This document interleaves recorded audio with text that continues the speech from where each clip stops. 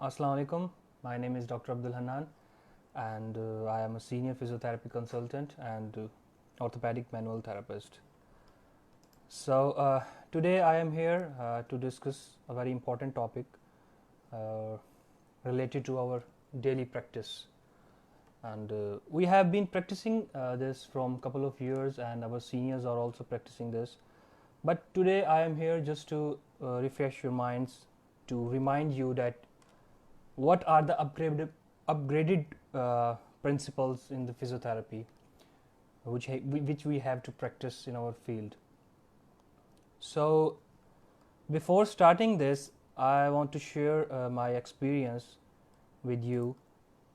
When I was intermediate, most of the people I heard saying that what you want in your future and what you have think about your future. So when I got admission in physiotherapy, so I heard many people saying that this field is not good and you have to strive hard, you have to struggle hard, and there are very hurdles in this field and that you have to face. And when I graduated, when I was past my first year, and again and again I heard that thing, that sentences, that lines, and one day I was very worried and afraid also.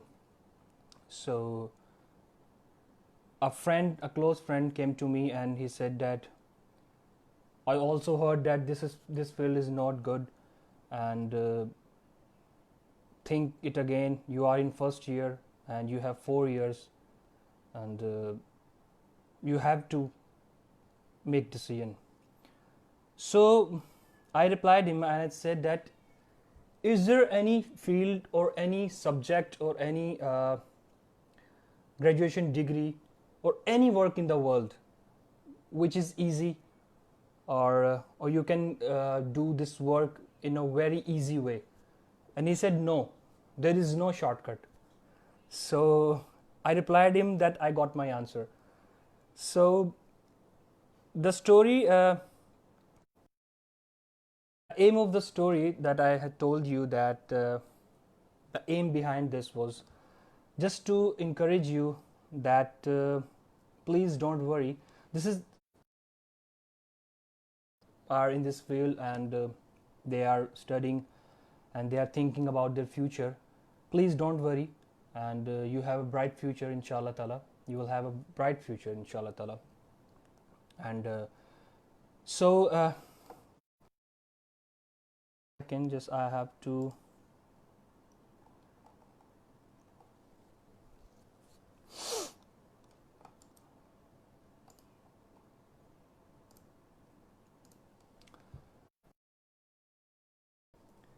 I made some points, and as all you know, today our topic is guidelines for physiotherapy practice. Like most of the people or students are following me from India also. So I have a points guideline for physiotherapy practice. There are 2 sections, and in section we have introduction. In introduction we have purpose, target audience, and application. And in section 2 we have guidelines, and in guidelines we have 14. I have worked on 7 because I mentioned that I will just give a section on part 1 because this is so lengthy and easy to manage in one section or session. So in guidelines we have administration, practice management, collaboration, communication, mission, purpose, goals, physical settings, and equipments. So I will read these points, and then I will elaborate this in Urdu because most of the people are listening, and I want that everyone can understand this. So the first is introduction,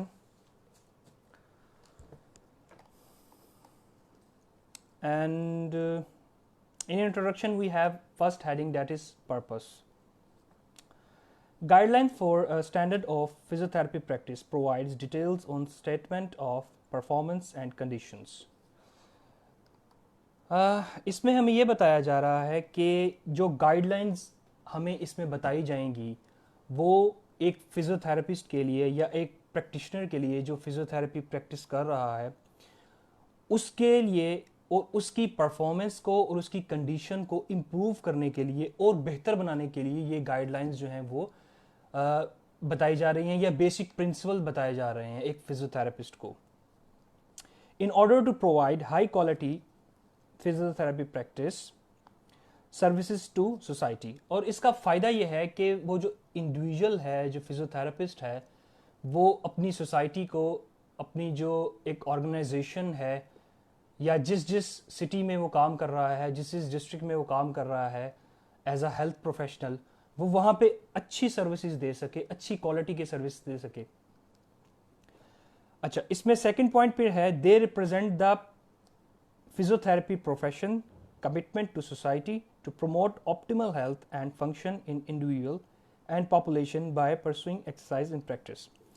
अब यह है कि वो उसकी जो knowledge है वो उस चीज़ से अपडेटेड रहेगा, ठीक है, और उसकी ये कमिटमेंट होगी कि वो सोसाइटी की बेहतरी के लिए काम करेगा, क्योंकि जो भी हेल्थ प्रोफेशनल्स हैं, पेशेंट्स को या क्लाइंट्स को उनसे यही उम्मीद होती है कि वो हमारे लिए जो भी करेंगे बेहतर करेंगे, क्योंकि एक डॉक्टर जो है वो कभी भी पेशेंट का भला ही चाहता है, कभी भी उसका बुरा नहीं चाहता। तो हम ये वादा भी लेते हैं, ये वादा भी करते हैं कि हम जो भी प्रैक्टिस करेंगे वो कम्युनिटी की बेहतरी के लिए करेंगे। अच्छा, उसके बाद हमारे पास सेकंड हेडिंग आती है टारगेट ऑडियंस। इस वक्त जो ऑडियंस जो हमें सुन रहे हैं वो उनमें कौन कौन से लोग इस चीज़ को इंटरेस्ट लेके सुन सकते हैं और किस किस के काम आ सकती हैं ये चीज़ें फ्यूचर के अंदर भी। जो स्टूडेंट्स पढ़ रहे हैं अभी वो भी सुन सकते हैं ताकि उनके जो फ्यूचर है उसमें उसको हेल्प हो सके। और अल्हम्दुलिल्लाह हमारे जो जूनियर्स हैं, जो कोलीग्स हैं और जो सीनियर्स हैं, जो डायरेक्टर्स हैं डिपार्टमेंट्स के, सुपरवाइजर्स हैं, वो बहुत बेहतरीन तरीके से इस चीज़ को अंजाम भी दे रहे हैं इन प्रिंसिपल्स को। इसलिए मैंने दोबारा से थोड़ा सा रिफ़्रेश करने के लिए ये सेशन आज रखा ताकि जो मुझे सुन रहे हैं वो थोड़ा सा अपने माइंड को दोबारा से थोड़ा एक ट्रैक पे ले आए। अच्छा, टारगेट ऑडियंस में क्या है? Physiotherapy educators. फिजियोथेरेपी एजुकेटर्स मतलब ये है कि जो फिजियोथेरेपिस्ट इस वक्त ऑर्गेनाइजेशंस में काम कर रहे हैं, इंस्टीट्यूट्स में काम कर रहे हैं, सोसाइटीज़ के साथ टीम्स में काम कर रहे हैं, ग्रुप्स में काम कर रहे हैं, वो लोग इस चीज़ को सुने, इन गाइडलाइंस को सुने ताकि वो अपनी प्रैक्टिस को और बेहतर बना सकें। उसके बाद हेल्थ एंड एजुकेशन अथॉरिटीज़, और वो अथॉरिटीज़ जो हेल्थ के ऊपर और एजुकेशन के ऊपर काम करती हैं। एजुकेशन का मतलब ये है कि जिस इंस्टीट्यूट में वो लोग पढ़ा रहे हैं या जो बच्चे जिस इंस्टीट्यूट में पढ़ रहे हैं, उनके जो डायरेक्टर्स हैं, उनके जो मैनेजर्स हैं, उनके जो सुपरवाइजर्स हैं, लेक्चरार्स हैं, प्रोफेसर्स हैं, उन लोगों के लिए है ये गाइडलाइंस बेसिकली कि वो इन गाइडलाइंस को सुने और वो जो काम कर रहे हैं उसी को और बेहतर तरीके से सरअंजाम दें। अच्छा, दूसरा है हमारे पास monitoring and regulatory bodies. Monitoring and regulatory bodies का मतलब ये है कि जो कानून बनाने वाली जो इदारे हैं, हमारे ऑर्गेनाइजेशंस हैं, वो लोग भी इस चीज़ को सुने कि फिजियोथेरेपिस्ट जो है उसकी क्वालिटी को इम्प्रूव करने के लिए आपको क्या क्या चीज़ें करनी पड़ेंगी, क्या क्या जो है वो लॉज बनाने पड़ेंगे, ठीक है, और क्या क्या उनकी बेहतरी के लिए आपको किस किस तरह से जो है वो उनके लिए प्लेटफॉर्म्स आपको मुहैया करने पड़ेंगे। तो उन लोगों के लिए भी है ताकि वो हमारी आवाज़ को सुन सकें। और आज इस प्लेटफॉर्म से मैं हेल्थ जो अथॉरिटीज़ हैं या रेगुलेटरी बॉडीज़ जो हैं उनको भी ये पैगाम देता हूँ कि हमारे जो हकूक़ हैं वो हमें दिए जाएं, हमारी जो काउंसिल है वो बनाई जाए ताकि हमारी जॉब्स क्रिएट हो सकें, हमारा जो है वो जॉब बैंक बिल्कुल ज़ीरो है वो क्रिएट हो सके। ये सब चीज़ें जो हैं वो हमें हेल्प करेंगी। अच्छा, इसी में सेक्शन 1 में जो थर्ड पार्ट है इसका वो है एप्लीकेशन। एप्लीकेशन में जो है वो हमारे पास सबसे पहला पॉइंट है the standards provided in guideline are considered to be achievable standard of practice. अब इसका मतलब ये है कि जो एप्लीकेशन का मतलब तो आप इसके वर्ड से ही समझ रहे होंगे कि जो चीज़ आप अब अप्लाई कर रहे हैं, एग्जीक्यूट कर रहे हैं अपनी प्रैक्टिस के अंदर, जिसको इम्प्लीमेंट कर रहे हैं, वो आपकी जो है वो प्रॉपर थ्रू गाइडलाइन होनी चाहिए। मतलब जो गाइडलाइंस आपको दी गई हैं एक प्रॉपर, उसके थ्रू आप उस प्रैक्टिस को लाएं ताकि आपकी प्रैक्टिस वो किसी स्टैंडर्ड पे आ सके। ऐसा नहीं है कि वो आप प्रैक्टिस अपनी मर्जी से करते आ रहे हैं और वो किसी लॉ में नहीं है, किसी ऑर्गेनाइजेशन के उसमें नहीं है, और अपनी मर्जी से आप लोग प्रैक्टिस कर रहे हैं, और वो लॉज हैं जो गवर्नमेंट की तरफ से हैं या जो हमारे पास वर्ल्ड जो है वो ऑर्गेनाइजेशन है, फिजियोथेरेपी ऑर्गेनाइजेशन, उसने जो हमें वो लॉज दिए हैं, जो हमें स्टैंडर्ड्स दिए हैं, प्रिंसिपल दिए हैं प्रैक्टिस के लिए। They are presented as ideal standards to which all physiotherapists should aspire as a part of their professional responsibility। और जितने भी स्टैंडर्ड्स हैं ये जितने भी स्टैंडर्ड्स हैं, हर फिजियोथेरेपिस्ट को वो स्टैंडर्ड जो है उसको अपने ऊपर जो है वो उसको अमल दरामद करवाना है। ठीक है, क्यों? क्योंकि हर प्रोफेशनल की जो फिजियोथेरेपी प्रैक्टिस कर रहा है उसकी ये रिस्पॉन्सिबिलिटी है कि वो इन स्टैंडर्ड्स को अपनी प्रैक्टिस के अंदर लाए, अपनी प्रैक्टिस को बेहतर करने के लिए। ये जितने भी पॉइंट्स हैं ये सारे एक दूसरे से जो है वो कोलैबोरेट कर रहे हैं, क्योंकि आपने अक्सर पहले भी मैंने 2 पॉइंट्स बताए, उसमें भी उन्होंने तकरीबन सेम चीज़ बताई। तो इसका मकसद यही है कि वो बार बार उस चीज़ को अलग अलग हेडिंग्स में वो बताने की कोशिश कर रहे हैं कि किस तरह आप अपनी प्रैक्टिस को ज़्यादा से ज़्यादा बेहतर कर सकते हैं। अच्छा, ये सेक्शन 1 था। तो सेक्शन 1 में हमारे पास 3 हेडिंग्स थी जो हमने पढ़ी हैं, जिसमें हमारे पास पर्पस था। पर्पस में हमने एक जो है वो डिस्कस किया उस चीज़ को कि ये गाइडलाइंस जो हैं ये हमें किस किस तरह जो है फॉलो करनी है और किन किन लोगों के लिए गाइडलाइन है, और पर्पस क्या है इन गाइडलाइंस का कि हम कंडीशन, ठीक है, हम अपनी जो प्रैक्टिस है उसको स्ट्रेंथन कर सकें और ज़्यादा। उसके बाद टारगेटेड ऑडियंस में हमने डिस्कस किया था कि कौन कौन लोग जो है इसको सुन सकते हैं और कौन कौन लोग जो है इस पर अमल दरामद कर सकते हैं। उसके बाद हमने एप्लीकेशन की बात की कि जो जो आपके पास प्रैक्टिस करने की जो एक सलाहियत है उसको आपने किस तरह एप्लीकेबल करना है अपनी प्रैक्टिस के ऊपर। ठीक है, अच्छा, अब हमारे पास जो है वो इंशाल्लाह ताला सेक्शन 2 जो है वो स्टार्ट हो जाएगा। तो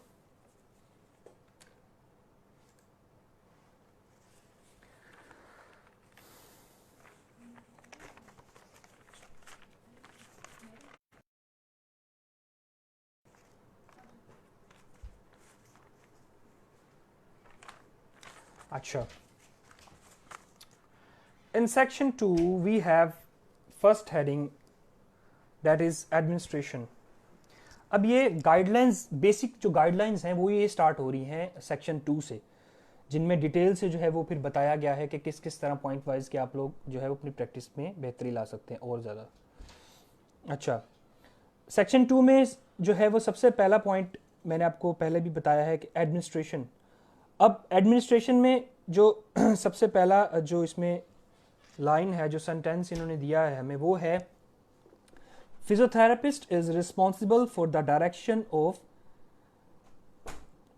फिजियोथेरेपी प्रैक्टिस। ठीक है, इसका मतलब ये है कि जो फिजियोथेरेपिस्ट है उसकी ये रिस्पॉन्सिबिलिटी है, उसकी रिस्पॉन्सिबिलिटी है कि वो जो है वो जो फिजियोथेरेपिस्ट उसके अंडर काम कर रहे हैं या वो जो प्रैक्टिस कर रहा है, मतलब अपने क्लिनिक में है या अपने किसी इंस्टीट्यूट में है या उसके अंडर स्टूडेंट्स काम कर रहे हैं, तो वो जो है वो डायरेक्शन देगा, वो डायरेक्ट करेगा कि किस तरह से इसको हम बेहतर कर सकते हैं, क्या क्या चीज़ें हमें इसके लिए करनी चाहिए, क्या क्या चीज़ें हमें इस चीज़ से फ़ायदा दे सकती हैं, क्या क्या आउटकम्स हम ले सकते हैं अब इस फील्ड को या इस प्रैक्टिस को बेहतर बनाने के लिए। तो डायरेक्टर्स जो हैं हमारे जितने भी अल्हम्दुलिल्लाह सीनियर डायरेक्टर्स जो इस वक्त इंस्टीट्यूट्स में काम कर रहे हैं, वो यही करते हैं कि वो स्टूडेंट्स को, अपने लेक्चरार्स को वो समझाते हैं, डायरेक्ट करते हैं। उनका मकसद ये होता है ताकि वो जो है वो बता सकें अपने स्टूडेंट्स को और अपने कोलीग्स को या अपने जूनियर्स को कि किस तरह आप अपनी प्रैक्टिस को जो है वो बेहतर कर सकते हैं। उसके बाद है ensure compliance with current professional documents. ठीक है, अब ये कहा गया है कि जितनी भी डॉक्यूमेंटेशन है, जो भी कोई भी मेडिकल की फील्ड है, उसके अंदर डॉक्यूमेंटेशन जो है वो एक बहुत इंपॉर्टेंट चीज़ होती है, क्योंकि आपके पास डाटा जो है वो पेशेंट का मौजूद होना बहुत ज़रूरी होता है, क्योंकि हमारे पास जो पेशेंट्स आते हैं वो मल्टीपल प्रॉब्लम से आते हैं, ठीक है। और उसके बाद उनके जो हमारे पास एक डाटा जब सेव होता है, मिसाल के तौर पे एक पेशेंट आपके पास फ्रैक्चर के साथ आया, ठीक है। अब आपके पास उसकी प्रॉपर फाइलिंग है और उसकी प्रॉपर हिस्ट्री है, आपके पास हिस्ट्री है कि उसको फ्रैक्चर कब हुआ था, वो हमारे पास कब आया था, उसने फिजियोथेरेपी ट्रीटमेंट कब स्टार्ट करवाई थी, और उसके बाद जब वो 1 मंथ बाद वो अपनी फिजियोथेरेपी प्रैक्टिस कंप्लीट कर चुका है, तो अब जो है उसका प्रोग्नोसिस क्या निकाला आपने, उसको कितनी बेहतरी आई। तो ये एक कंप्लीट डॉक्यूमेंटेशन हम सारे फिजियोथेरेपिस्ट अगर करना शुरू कर दें तो हमें फ्यूचर में अपनी प्रैक्टिस में बहुत फायदा होगा, और हमें इस चीज़ से हिंट्स भी मिलेंगी कि हमने इसको क्या अप्लाई किया था, और अब फ्यूचर में जाके अगर हमें कोई पेशेंट इस तरह का मिलता है तो हम उसको क्या करेंगे, कैसे टेक्निक इसके ऊपर अप्लाई करें। क्यों? क्योंकि we have that sentences, that guidelines already, तो हम उन चीज़ों को आगे जाके और ज़्यादा बेहतर कर सकते हैं, ठीक है। तो एडमिनिस्ट्रेशन जो है वो इसका मतलब ये है। अच्छा, उसके बाद हमारे पास है प्रैक्टिस मैनेजमेंट। प्रैक्टिस मैनेजमेंट जो वर्ड है उससे भी अंदाज़ा हो रहा है, और इसमें यह है कि undertake an evaluation of clinical practice. इसका मतलब यह है कि जो भी आप क्लिनिकल प्रैक्टिस कर रहे हैं उसको थोड़ा सा जज किया जाए। अब वो जज आपका डायरेक्टर भी कर सकता है, क्योंकि वो आपका डायरेक्टर है, सीनियर है, he has authority, she has authority कि वो आपको जज कर सके, आपको एवेल्यूएट कर सके, या आपका जो सीनियर है वो आपको एवेल्यूएट कर सके, या आपका जो टीचर है वो आपको एवेल्यूएट कर सके, या आप जिसके फॉलोअर्स हैं वो आपको जो है वो गाइड कर सके, एवेल्यूएट कर सके कि आपने क्या कर रहे हैं और आपने इसको किस तरह से बेहतर करना है। ये हर फिजियोथेरेपिस्ट का जो है वो काम है कि वो अपने स्टूडेंट्स को, अपने जूनियर्स को गाइड करे, ताकि हम एक दूसरे की प्रैक्टिस से, एक दूसरे के एक्सपीरियंस से फ़ायदा उठा सकें। ऐसा नहीं है कि हम लोग जो हैं वो कहीं और से जाके अपनी मालूमात लेंगे, हम अपने सीनियर से ही इस चीज़ को डिस्कस करें ताकि हमें उस चीज़ का आगे जाके बेनिफिट हो। अच्छा, उसके बाद है हमारे पास, अच्छा इसके अंदर एवेल्यूएशन के अंदर कुछ और चीज़ें भी हैं जिसमें डॉक्यूमेंटेशंस हैं, टूल्स हैं, और उसके बाद हमारे जो है वो एवेल्यूएशन है। जैसे कि अब डॉक्यूमेंटेशन और टूल्स की, डॉक्यूमेंटेशन की एवेल्यूएशन में पहले ही बता चुका हूँ कि उसकी प्रॉपर हिस्ट्री ट्रैकिंग करें, और उसके बाद जो है जो प्रैक्टिस में आपको डॉक्यूमेंट्स यूज़ होते हैं, यानी कि आप किसी वार्ड में गए, सर्जिकल वार्ड में गए, ऑर्थोपेडिक वार्ड में गए, न्यूरोलॉजिकल वार्ड में गए, वहाँ जाके आपने प्रैक्टिस की या पेशेंट को डील किया, उसको ट्रीट किया, और उसके बाद आपने उसकी प्रॉपर फाइलिंग की।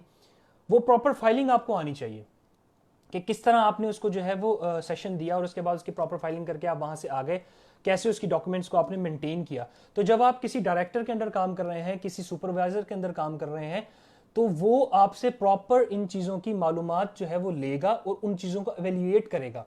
और इसके साथ साथ जो जो टूल्स आपकी उसमें प्रैक्टिस में यूज़ हो रहे हैं, जो भी आपकी मोडेलिटीज़ हैं, इंस्ट्रूमेंट्स हैं, उन चीज़ों को एवेल्यूएट किया जाएगा डेली रूटीन पे कि भाई वो किस स्टैंडर्ड पे आ रही हैं, क्या वो अपग्रेडेबल हैं, क्या वो पेशेंट की सेफ्टी के लिए जो है वो काम कर रही हैं, या उसके अंदर पेशेंट को फ़ायदा नहीं है, नुकसान है। तो इस चीज़ से भी आपको थोड़ा सा हमें जो है वो प्रैक्टिस में लाना है। अच्छा, उसके बाद है हमारे पास एक सेकंड थोड़ा मुझे दीजिएगा, ये थोड़ा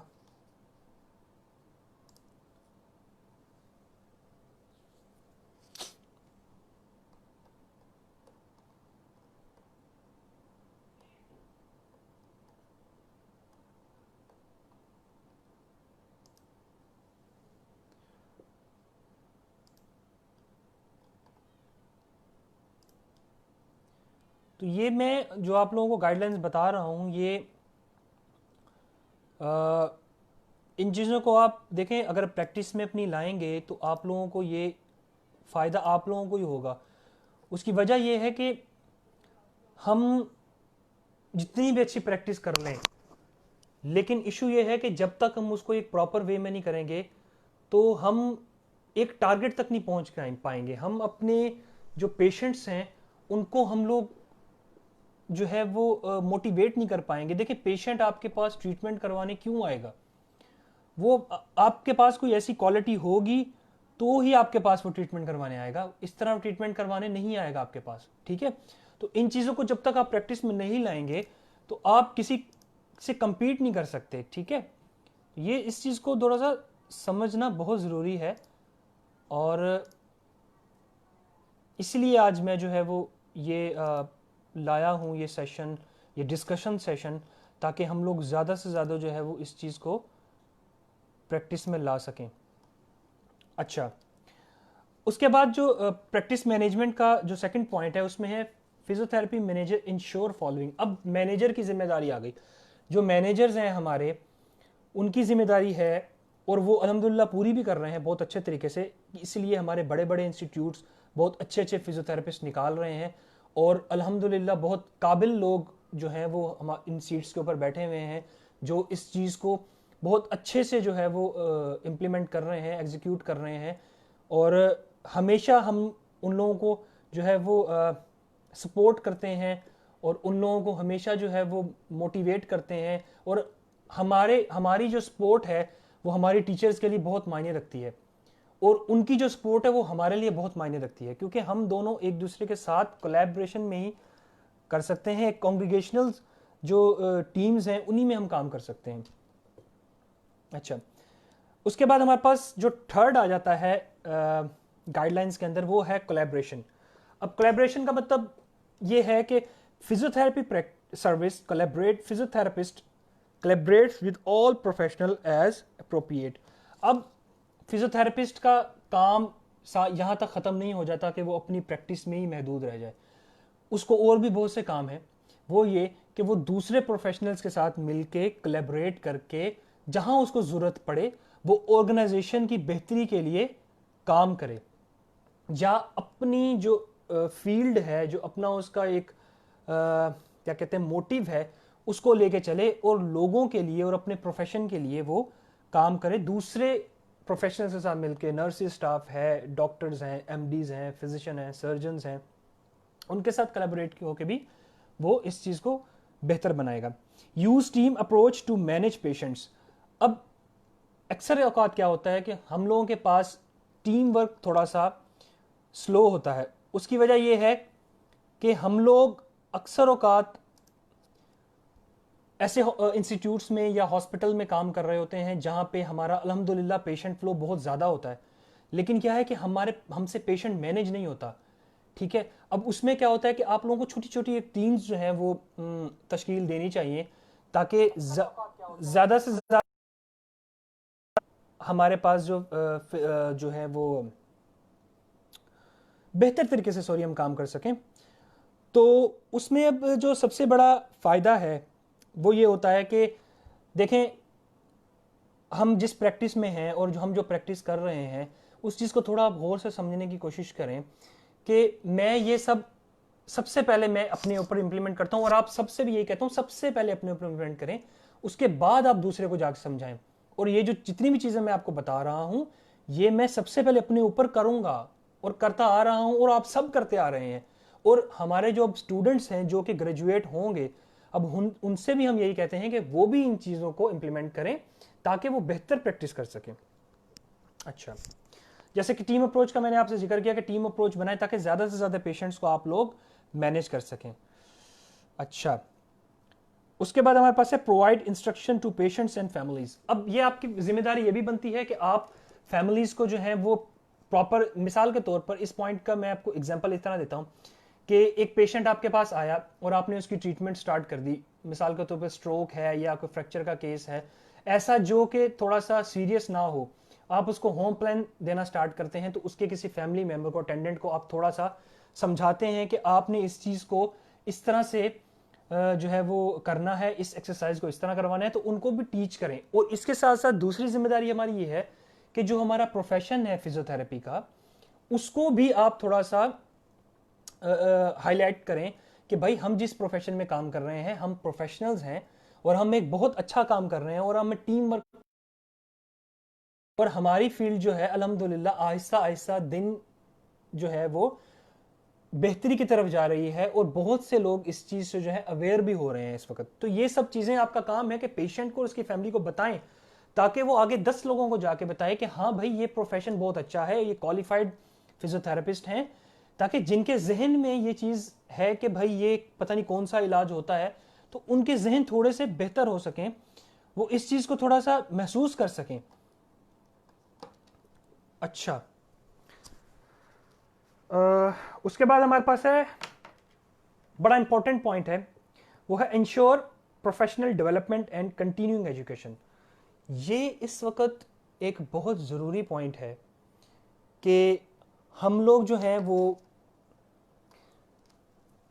हम में कुछ ऐसे लोग हैं जो प्रैक्टिस कर रहे हैं लेकिन थोड़ा सा अपडेटेड नहीं है नॉलेज से, तो लेकिन वो कोशिश करते हैं कि वो अपडेट रहें, लेकिन कुछ मसरूफियात की वजह से वो लोग टाइम नहीं दे पाते स्टडी को। तो उनको चाहिए कि वो कंटिन्यूइंग एजुकेशन जो है, सेमिनार्स हैं, वर्कशॉप्स हैं, उस चीज़ को अटेंड करें, अपने सीनियर्स की मदद लें, ताकि वो सीनियर्स जो हैं वो उनको जो है वो अपग्रेड नॉलेज दे सके कि बेटा आपने ये इस तरह करना है और आपने ये इस तरह करना है, इस तरह करेंगे तो आपके लिए ये बेहतर होगा। तो ये उनका काम है कि वो उन चीज़ों को, उन बच्चों को जो है वो मोटिवेट करें, बेहतरी की तरफ लेके जाएं। ठीक है, और मैं ये हमेशा ये कहता हूं कि बच्चों के लिए बहुत ज़रूरी है कि वो कंटिन्यूइंग एजुकेशन में रहें, CMEs अटेंड करते रहें, ताकि वो अपनी नॉलेज को भी अपग्रेड करते रहें, लाजमी। ये बहुत इंपॉर्टेंट है, बहुत इंपॉर्टेंट है, क्योंकि जिस तरह से हमारी प्रैक्टिस बढ़ती जा रही है, क्योंकि टेक्निक्स नई से नई आती जा रही हैं, बीमारियां नई से नई आती हैं, डिसऑर्डर्स नई से नए आते जा रहे हैं, तो ये बहुत ज़रूरी हो गया है कि हम लोग इस चीज़ को अब इंश्योर करते जाएं। अच्छा, माशाल्लाह 24-25 लोग हमें देख रहे हैं, और जितने भी मेरे स्टूडेंट्स हैं, मेरे जूनियर्स हैं, मेरे सीनियर्स हैं, मुझे सुन रहे हैं, तो वो क्वेश्चंस भी पूछ सकते हैं। और कोई भी प्रॉब्लम है, कोई पॉइंट समझ नहीं आ रहा, तो मैं बैठा हुआ हूँ आप लोगों के लिए आज, तो आप वो भी पूछ सकते हैं, मुझसे पूछना चाहिए, क्योंकि हमारा ये थोड़ा सा रह गया है, 2-3 पॉइंट और रह गए, तो उसके बाद मैं इसको थोड़ा सा इसका कंक्लूजन आप लोगों को बताऊंगा, और थोड़ा सा आपकी प्रैक्टिस को बेहतर करने के लिए आप लोगों को कुछ 5-10 मिनट का लेक्चर दूंगा। बोरिंग नहीं होगा, इंटरेस्टेड होगा, सुनिएगा। तो कोई भी क्वेश्चन है आप लोगों के माइंड में तो आप बिल्कुल पूछें मुझसे। मीर इजलाल ज़बरदस्त, माशाल्लाह, thank you. Umrani, thank you so much. Abdul Basit Chandio, thank you, very much helpful, thank you sir, thank you so much. And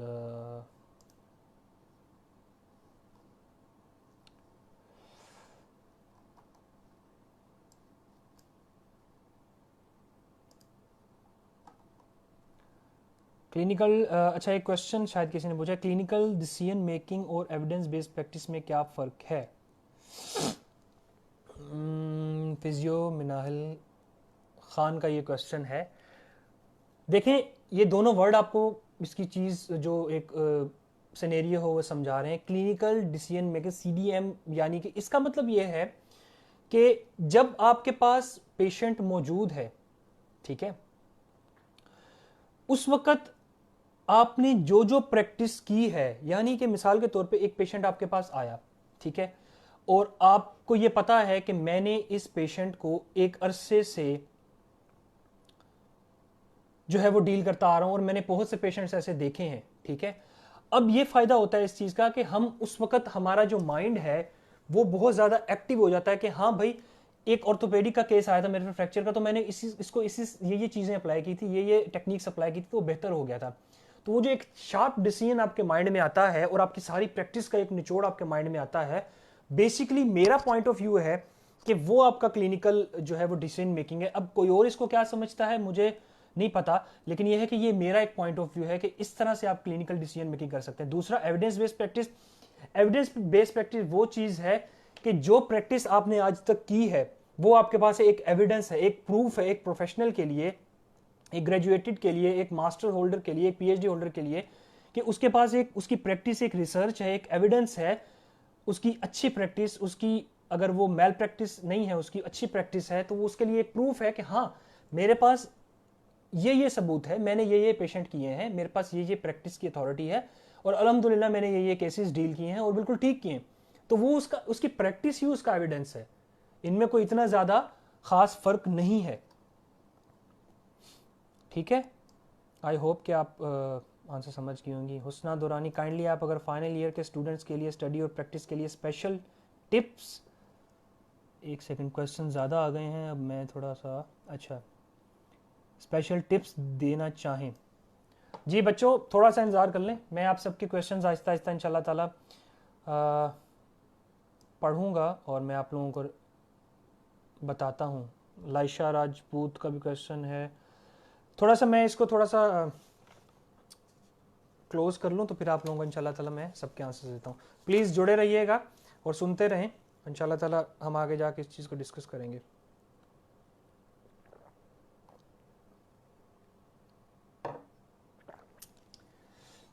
अच्छा, अब हमारे पास जो एंड टॉपिक था उसमें हमारे पास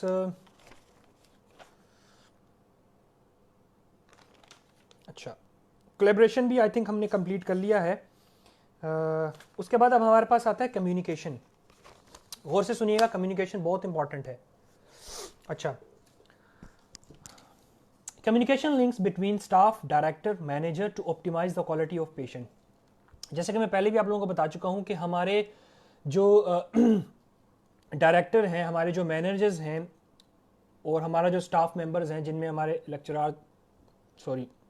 लेक्चरार्स आते हैं या जो हमारे सीनियर्स आते हैं, उन सब का काम है कि वो आपस में कम्युनिकेट करें एक दूसरे से, और जो पेशेंट की क्वालिटी है या पेशेंट को आप जो ट्रीटमेंट दे रहे हैं उसकी बेहतरी के लिए आप मजीद काम करें और ज़्यादा काम करें कि किस तरह से आप उसकी जो एक क्वालिटी है उसको किस तरह से ऑप्टिमाइज कर सकते हैं, किस तरह से और बेहतर तरीके से आप बना सकते हैं। लेकिन स्टूडेंट्स भी इस चीज़ को बहुत गौर से सुने जो फाइनल ईयर में है, ताकि वो आगे जाके इस चीज़ को इम्प्लीमेंट कर सकें, उनको ये पता हो। और please have a pen and pencil in your hands and piece of paper in your front, ठीक है, and note down all these points, it will help you in your future.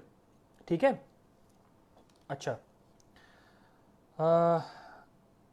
Come to the point again. ठीक है, अच्छा, दूसरा इसमें objective organisation, और आप सब मिलके बैठें और जो आपकी ऑर्गेनाइजेशन है जिसमें आप काम कर रहे हैं, जिसमें आप प्रैक्टिस में काम कर रहे हैं, उनका काम है उस सब आप मिलके बैठें, जितने भी की पोस्ट पे हैं वो मिलके बैठें और वो फिर डिसाइड करें कि हम ऑर्गेनाइजेशन के जो ऑब्जेक्टिव्स हैं इनको किस तरह से और ज़्यादा बेहतर कर सकते हैं, या जो हम इनकी बेहतरी के लिए जो जो काम कर सकते हैं वो क्या क्या है, उनकी लिस्ट बनाई जाए और उसके ऊपर फिर इंप्लीमेंट किया जाए। ठीक है, ये सब चीज़ें आपको फिर बेहतरी के लिए बेहतरी की तरफ लेके जाती हैं। इसमें आप लोगों का यही फायदा है कि आप लोगों के पेशेंट फ्लो अच्छा होगा, आप लोगों की प्रैक्टिस और ज़्यादा बेहतर होगी। अब हमारे पास फिफ्थ पॉइंट है, दैट इज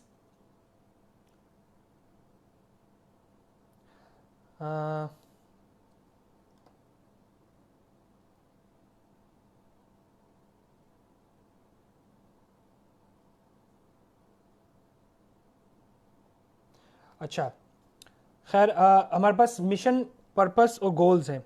जितने भी लोग क्वेश्चंस कर रहे हैं मुझे बाद में सुनिएगा, मैं इन लोगों को आंसर करूंगा ज़रूर। अच्छा, दूसरा ये है कि mission, purpose and goal. The physiotherapy service has statement of mission, purpose and goals that reflects an interest of patient secret served, sorry.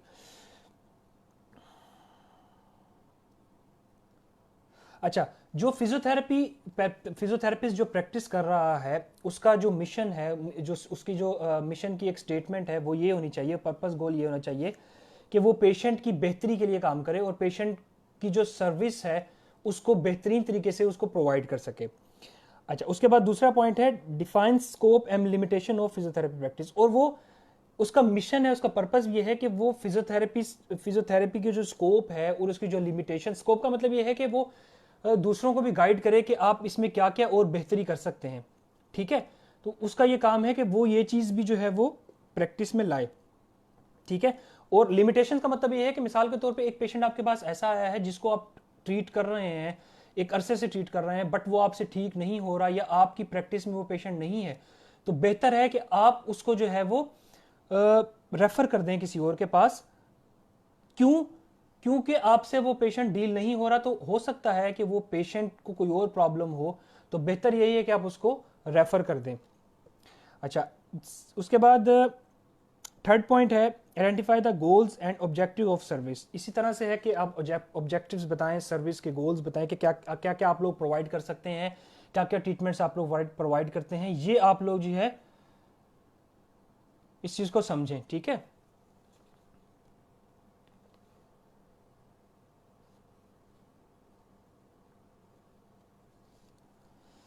अच्छा,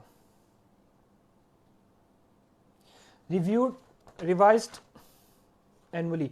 अच्छा, जो भी ये चीज़ें हैं आपकी, मतलब जो आप लोगों ने बेहतरी के लिए काम किया, जो अपनी सर्विसेज दी पेशेंट्स को, उसके बाद आपका ये काम बनता है कि आप उसको जो है वो ईयरली बेस्ड जो है वो उसको थोड़ा सा एवेल्युएट करें कि आपने पिछले साल क्या क्या काम किया था और जो है वो अब क्या क्या गलतियां मिस्टेक्स आपसे हुई थी, अब आगे फ्यूचर में जाके आपने क्या क्या करना है। ठीक है,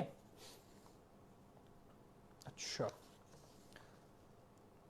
उसके बाद हमारे पास सिक्स पॉइंट है फिजिकल सेटिंग्स। फिजिकल सेटिंग भी बहुत इंपॉर्टेंट है, गौर से सुनिएगा। Physical setting is defined to provide a safe and accessible environment.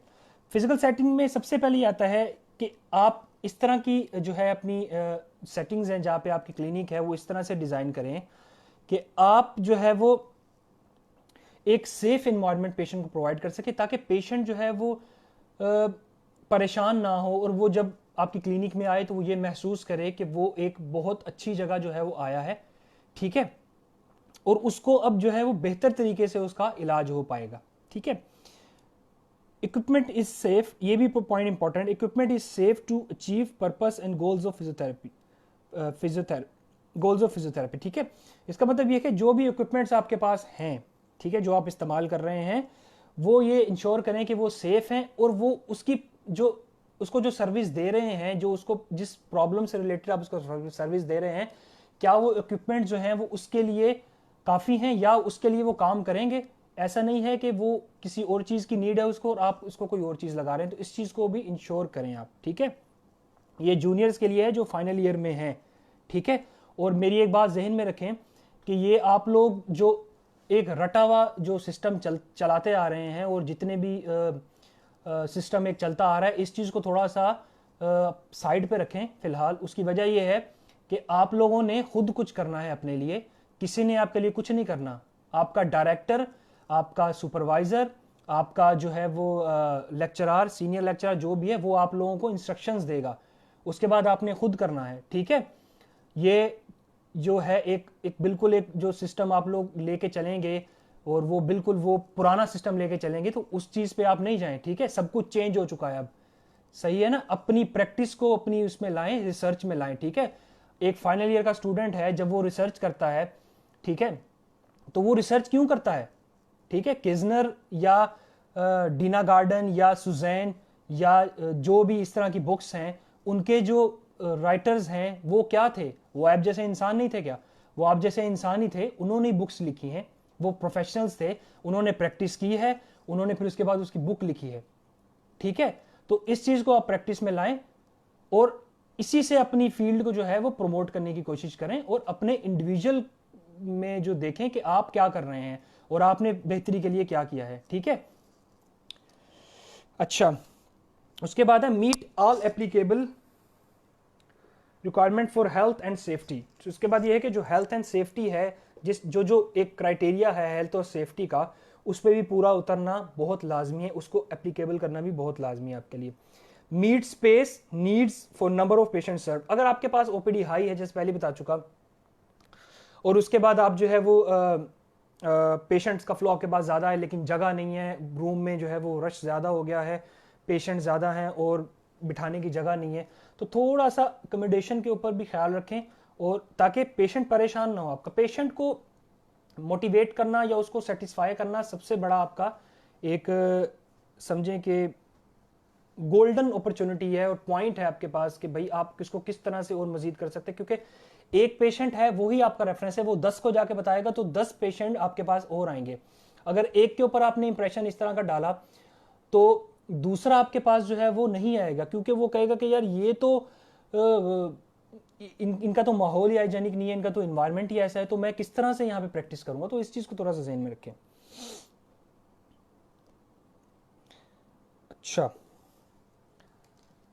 उसके बाद है provide treatment areas that offer privacy and comfort. उसके बाद ये है कि ऐसी आपके जो सेपरेशंस हुई हुई हैं, जो पार्टीशंस हैं, वो इस तरह की हों कि मेल फीमेल की प्राइवेसी को थोड़ा सा मद्देनजर रखते हुए भी इस चीज़ को भी देखें कि वो उनकी जो प्राइवेसी है वो डिस्टर्ब ना हो। कि मेल पेशेंट है वो अगर चाह रहा है कि भाई कि उनको प्राइवेसी चाहिए तो उनको प्राइवेसी मिले, और फीमेल है तो वो उसको भी प्राइवेसी मिले। ऐसा नहीं है कि वो एक ही उसमें जो है सारा कुछ हो रहा है। अगर पेशेंट को एतराज़ नहीं है तो नो प्रॉब्लम, अगर पेशेंट को एतराज़ है तो आपने इस चीज़ का ख्याल लाजमी रखना है। उसके बाद लास्ट और इम्पॉर्टेंट पॉइंट है एक बार फिर से, वो है इक्विपमेंट्स के ऊपर। The equipment meet all applicable and legal requirements for the health and safety. ये पहले भी मैं बता चुका हूँ कि जो इक्विपमेंट्स हैं वो आपके बिल्कुल एक अपग्रेडेड होनी चाहिए, और वो इंश्योर्ड होनी चाहिए कि वो उस सर्विस के लिए ठीक है या नहीं ठीक है, और वो लीगल रिक्वायरमेंट्स उनकी हैं या नहीं है। मतलब ये है कि कोई चीज़ बैन तो नहीं है, बैन है और आप उसको यूज़ करते जा रहे हैं, और कुछ ऐसी चीज़ें हैं जो अब बैन हो चुकी हैं, ठीक है, तो वो आप कोशिश करें कि उन चीज़ों को इस्तेमाल ना करें, ठीक है, क्योंकि वो हेल्थ एंड सेफ्टी के खिलाफ है। लास्ट पॉइंट है the equipment is inspected and maintain routinely. और उस इक्विपमेंट्स को आप रोज़ की बिना पर या वीकली उनको आप देखें, ताकि उनको प्रॉपर मेंटेन कर सकें, ताकि वो अपना जो काम है उनका वो एक प्रॉपर तरीके से कर सकें। तो ये हमारा पार्ट 1 जो है वो आज कंप्लीट हो चुका है, और उम्मीद करता हूँ कि आप लोगों को समझ आया होगा। कोशिश मैंने बहुत की, रिसर्च भी की, वर्क भी किया इसके ऊपर, कि आप लोग इसको जो है वो मैं अच्छी तरह एलिब्रेट कर सकूं, कि आप लोग इसको बेहतर तरीके से अपनी इंस्टीट्यूट्स के अंदर, अपनी ऑर्गेनाइजेशन के अंदर जो है वो अप्लाई कर सकें। एक बार फिर मैं अपने सीनियर्स का बहुत तहे दिल से शुक्र अदा करता हूँ, जिनकी वजह से आज मैं यहाँ हूँ, और मेरे वो स्टूडेंट्स जो मुझे सपोर्ट करते हैं, मेरे कोलीग्स, मेरे जूनियर्स, जिनकी वजह से आज मैं यहाँ हूँ, और अल्हम्दुलिल्लाह स्टूडेंट सुनते हैं और उस चीज़ को फॉलो करते हैं। बहुत से मिसकंसेप्शंस हैं स्टूडेंट्स के जहन के अंदर, जो इंशाल्लाह ताला मैं क्लियर करने की कोशिश कर रहा हूँ कि मैं उनको किसी तरह क्लियर कर सकूँ, और दुआ करें कि मैं ऐसा कर पाऊँ। काफ़ी मुश्किल काम है। अच्छा, अब आते हैं थोड़ा कमेंट्स के ऊपर। तो कमेंट्स कहाँ से स्टार्ट हुए हैं हमारे? Very helpful, thank you. Clinical और एविडेंस प्रैक्टिस में क्या फ़र्क है, मैंने बता दिया था, काइंडली आप। ठीक है, deputy final year sir, physio Manail Khan, Laila Rajput. Means अगर कोई पेशेंट गलत प्रैक्टिस कर रहा है तो एविडेंस बेस है, मगर अगर कोई गलत मीन्स अगर कोई फिजियोथेरेपिस्ट गलत प्रैक्टिस कर रहा है तो वो एविडेंस बेस्ड है? नहीं, देखें ऐसा नहीं है। आप लोग एक तो थोड़ा सा हमारे समझने में बड़ा जो है वो फ़र्क आ जाता है। थोड़ा सा अपने माइंड्स को थोड़ा ओपन करें कि एक प्रोफेशनल क्या कहने की कोशिश कर रहा है आपसे, आप उसको फ़ौरन जो है वो साइड पे ना ले जाया करें। ये हमारे जो स्टूडेंट्स हैं वो उनका थोड़ा सा इशू यही है कि वो थोड़ा सा जो है वो इस चीज़ को दिल पे भी ले लेते हैं कि हमारे सीनियर ने ये क्या ऐसी बात कह दी, हमने तो ये पढ़ा था, हमने तो वो पढ़ा था। देखें, मेरी बात आप ज़रा गौर से सुने कि आपने जो पढ़ा है, आपने जो सुना है, उस पर हमने कभी भी आपको ना तो कोई ऑब्जेक्शन किया है। पहली बात तो ये, ठीक है, जो जो मुझे सुन रहे हैं वो गौर से ज़रा सुन लीजिएगा। ना कभी ऑब्जेक्शन किया है, ना ही कभी आपको हमने ये कहा है कि आप ये प्रैक्टिस ना करें, ठीक है। हमारे समझाने का मतलब आपको ये होता है कि भाई आप प्रैक्टिस को और बेहतर तरीके से कर सकें। देखिए, मैं एक क्लिनिकल फिजियोथेरेपिस्ट हूँ, कंसल्टेंट फिजियोथेरेपिस्ट हूँ, ठीक है, तो मैं तो प्रैक्टिस की ही बेस पे बात करता हूँ ज़्यादातर, ठीक है। तो मैं उसी की बुनियाद पे अपने स्टूडेंट्स को समझाता हूँ, और काइंडली थोड़ा सा गौर से सुना करें। इसका ये मतलब नहीं है फिजियो मनाइल खान मीन्स अगर कोई फिजियोथेरेपिस्ट गलत प्रैक्टिस कर रहा है तो वो एविडेंस बेस है, नहीं, ऐसा नहीं है। गलत प्रैक्टिस कर रहा है तो वो अपने सीनियर के पास जाए, उससे पूछे, उससे समझे कि मैं क्या गलत कर रहा हूँ। देखें, आपने 5 साल पढ़ा है ना, तो आपको इतनी नॉलेज होनी चाहिए कि आप क्या गलत कर रहे हैं और क्या सही कर रहे हैं। पेशेंट की जो प्रोग्नोसिस है, जो आउटकम है, वही आपको बता देगा कि आपने क्या सही किया और क्या गलत किया। क्लिनिकल अच्छा, अब्दुल बासित चांडियो का है clinical decision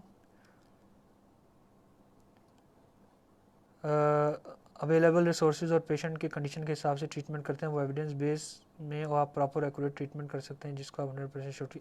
exactly Abdul Basit Chandio, बहुत ज़बरदस्त आपने ये एलिब्रेट किया है, बिल्कुल यही चीज़ है, बिल्कुल यही चीज़ है।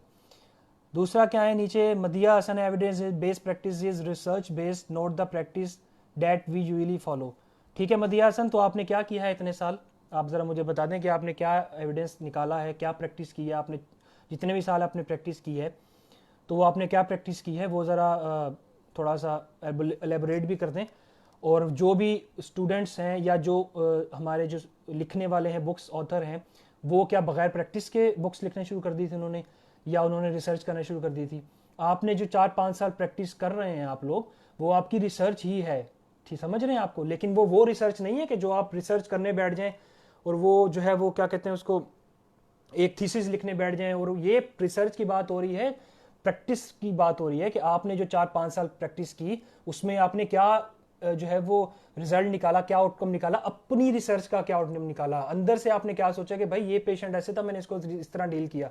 आई am not talking about the things that are in books, that are in internet and और that are in papers, notes और एवरीथिंग।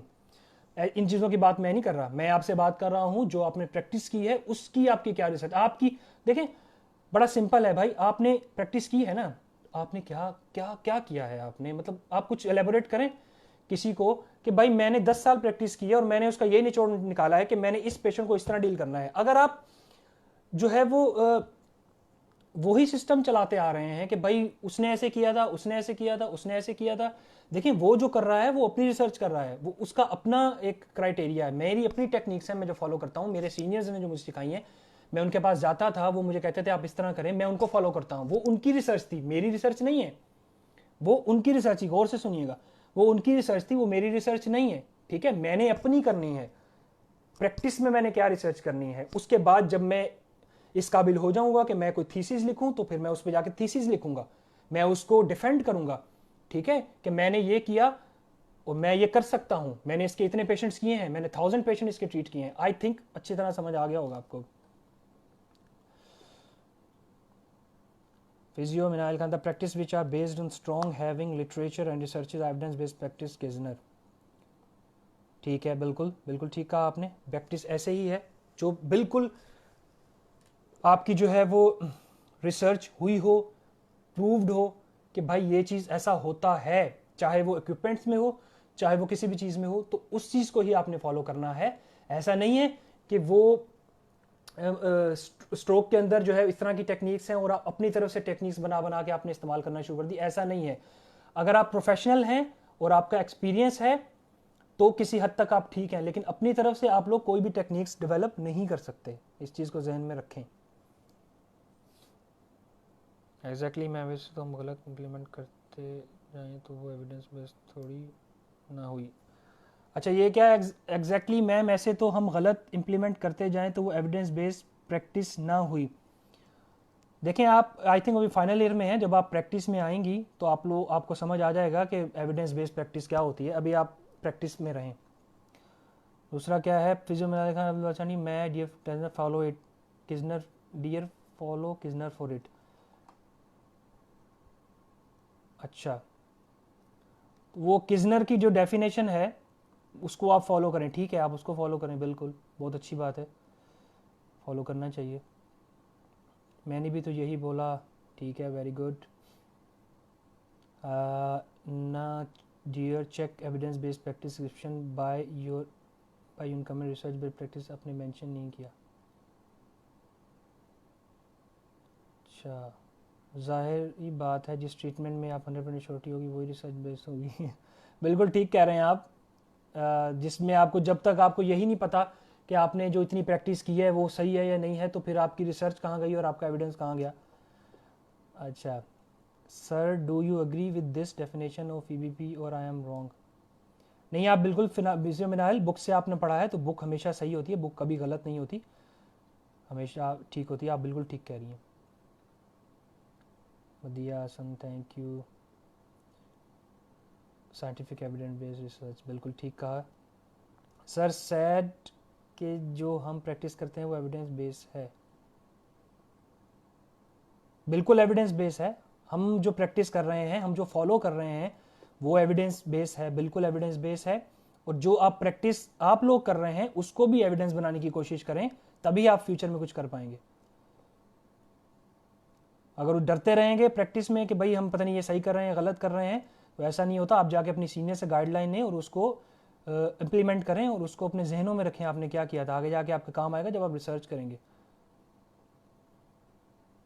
माशाल्लाह माशाल्लाह, thank you so much Sadaf sir. Manual therapy की इंडिकेशंस क्या हैं? This is not the topic. Mir Ijlal, kindly address the fundamentals of research.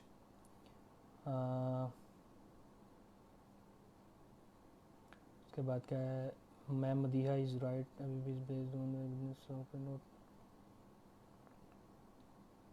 Sadaf Qureshi, ma'am Madiha is right, evidence based practice is on research and strong evidence note practice. जी बिल्कुल बिल्कुल, वो मैं भी आपसे यही कह रहा हूँ कि जो स्ट्रॉन्ग एविडेंस है वो किसी की प्रैक्टिस का है ना। थोड़ा बात आप समझने की क्यों नहीं कोशिश कर रहे मेरी।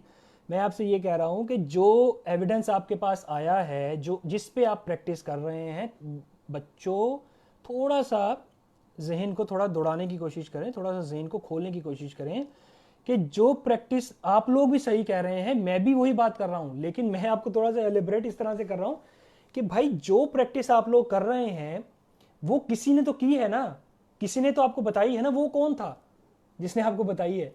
वो एक रिसर्चर था, उसने रिसर्च की और उसने आपको लाके बता दी। लेकिन आपने ये पूछा है उससे जाके कभी कि उसने जो रिसर्च की वो उसने कैसे की? तो आप जब आज जाके पूछेंगे तो इंशाल्लाह ताला आपको यही जवाब देगा कि उसने रिसर्च इस तरह से की कि वो उसने पहले प्रैक्टिस की, कुछ साल प्रैक्टिस की, उसके बाद उसने वो लिखा, ठीक है, उसके बाद उसने वो देखा, उसने इंप्लीमेंट किया, उसने आउटकम्स निकाले, उसके बाद उसने पब्लिश किया उस चीज़ को, भाई ये चीज़ हो सकती है। ठीक है, तो मैं भी आपसे वही चीज़ कह रहा हूं कि आप अपनी जो एविडेंस, अपनी जो प्रैक्टिस है उसको अपना एविडेंस बनाना शुरू करें, ठीक है ना, ताकि आपको फ्यूचर में जाके काम आए। आप कुछ तो अपना एविडेंस बता सकेंगे ना कि भाई मैंने भी ये प्रैक्टिस की है, मेरे पास भी ये टेक्निक्स हैं, मेरे पास भी ये चीज़ें हैं। अगर इस तरह आप लोग नहीं बनाएगा, कोई भी अगर टेक्निक्स डेवलप नहीं करता, तो आगे जाके फिर जो भी रिसर्चर्स हैं वो फिर रिसर्च किस तरह करते हैं? ठीक है, थोड़ा समझें इस चीज़ को। आप बिल्कुल ठीक कह रहे हैं, किजनर भी बिल्कुल ठीक कह रही है। मैं आपको जिस तरह समझा रहा हूँ थोड़ा सा उस चीज़ को समझें आप।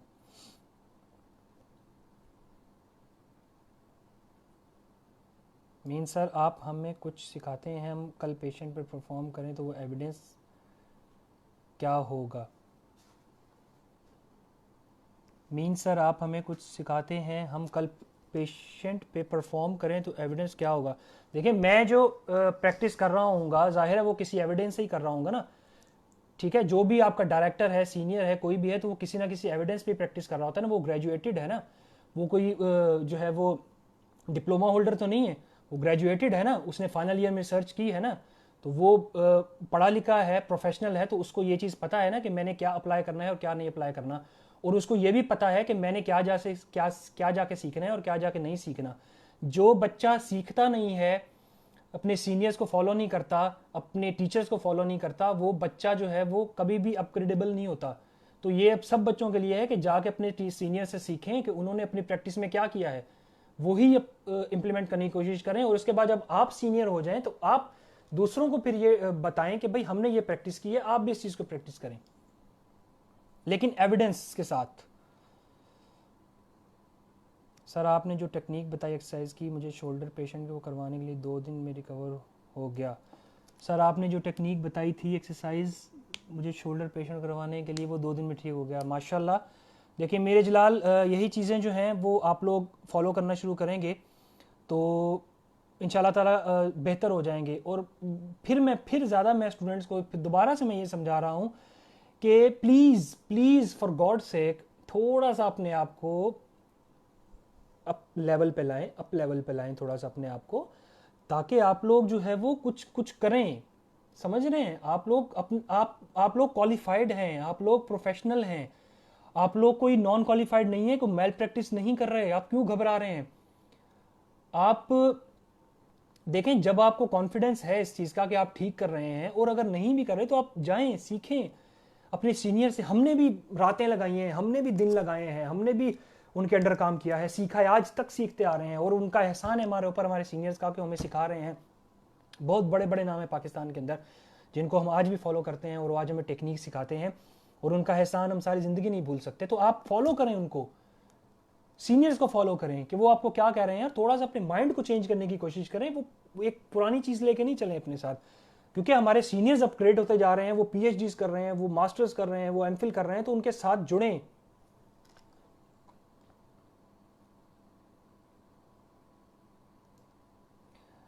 अच्छा जी, उसके बाद सर एक सेकेंड सर, पीएनएफ टेक्निक का भी बता दें। देखिए, पीएनएफ टेक्निक प्रोप्रोसेप्टिव नर्व फैसिलिटेशन है, ये स्ट्रोक के पेशेंट्स में बहुत ज़्यादा जो है वो कारामद होती है, और ये बेसिकली एक स्ट्रेचिंग की टाइप होती है। और इसमें यह है कि आप ज़्यादा से ज़्यादा जो है वो अपर लिम के अंदर भी यूज़ होती है। इसकी कुछ टेक्निक्स होते हैं, पैटर्न्स होते हैं, उन पैटर्न से आप करते हैं, ये ब्लड फ्लो में बहुत ज़्यादा हेल्प करती है। और ये जो है वो स्ट्रेचिंग के थ्रू जितनी भी आपकी जो है वो, और इसके साथ अगर अप्रोक्सीमेशंस अगर आप लोग देते हैं इसके साथ साथ, तो फिर जो है वो और ज़्यादा बेहतर जो पेशेंट की जो है वो रिकवरी आती है। तो स्ट्रोक में ये काफ़ी हेल्प करती है। सर पीनेट्री का भी बता दिया सर मैंने आपको, उसामा खान। तो सर आपकी प्रैक्टिस का क्या एविडेंस है, मींस रेफरेंस क्या है?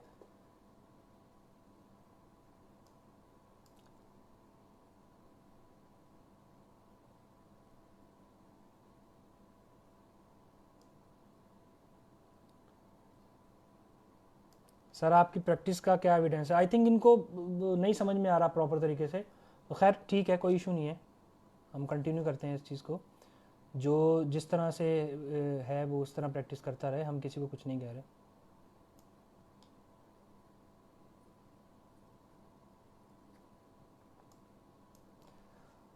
देखिए, गलत मैंने किसी को भी नहीं कहा, और मैंने हमेशा यही कहा है कि थोड़ा सा मेरी बात को समझने की कोशिश करें।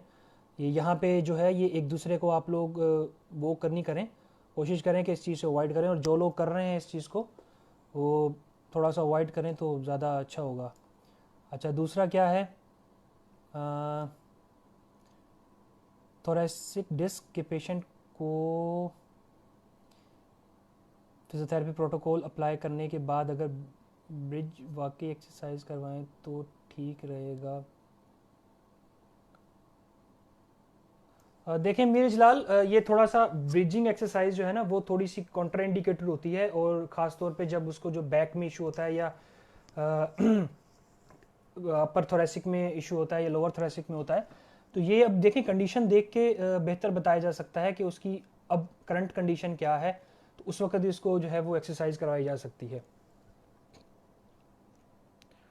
अच्छा सर, स्ट्रोक के पेशेंट में तो मसल पैरालाइज होते हैं, पीएनएफ कैसे इफेक्टिव है? सदफ कुरैशी, आप जाके पढ़ लें, किजनर में ही पढ़ लें, शायद आपको वहीं मिल जाएगा। आपके क्वेश्चन जो है ना वो कुछ और ही तरफ लेके जा रहे हैं हमें। खैर, सॉरी मुझे नेम याद नहीं उस स्ट्रेचिंग का। वो ब्रिजिंग एक्सरसाइज होती है मीरज लाल, उसको ब्रिजिंग एक्सरसाइज बोलते हैं। Usama Khan, thank you so much sir, thank you Usama Khan.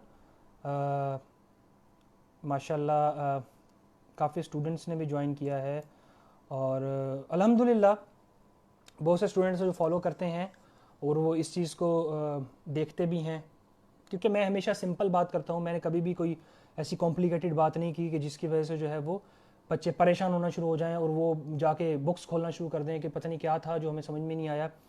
तो हमेशा कामयाब बंदा वही होता है कि जो न्यू से न्यू टेक्निक सीखता है, कंटिन्यूइंग एजुकेशन में जाता है, और उसके बाद जो है वो बुक्स में स्टडी करता है, वो देखता है कि भाई जो एविडेंस हैं वो क्या थे, और मैं इस चीज़ को किस तरह प्रैक्टिस में ला रहा हूँ, और उसके बाद उस चीज़ को थोड़ा सा अपनी प्रैक्टिस, थोड़ी सी बुक, उन चीज़ों को आपस में कोलैब करके फिर अपनी प्रैक्टिस को लेके चलेगा। ये मेरा पॉइंट ऑफ व्यू है।